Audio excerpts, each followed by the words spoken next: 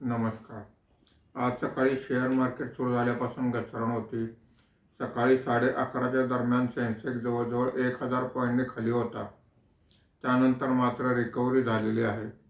तरीसुद्धा मार्केट बंद होताना सेन्सेक्स हा 583 पॉईंटने घसरून 76,913 वर बंद झालेला आहे.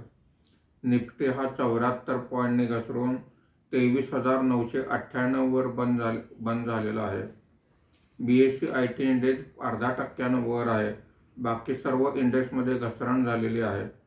BSE healthcare index 0.05%, BSE metal index 2.13% खाली आहे.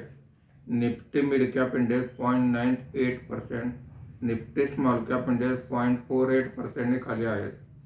आजच्या कामकाजामध्ये निफ्टीमध्ये वाढलेले मुख्य शेअर्स पुढील प्रमाणे: बजाज ऑटो 4.72%, सन फार्मा 1.66%, इन्फोसिस 1.92%, टेक महिंद्रा 0.94% अशी वाढ आहे. आज निफ्टीमध्ये घसरलेले मुख्य शेअर्स पुढील प्रमाणे: Tata Motors passenger vehicles 3.16%, eternal 2.76%, HUL 2.74%, Hindalco 2.72% अशी घसरण आहे. आज ACC, central bank of India सहित काही कंपन्यांचे क्वार्टरली रिझल्ट आलेले आहेत.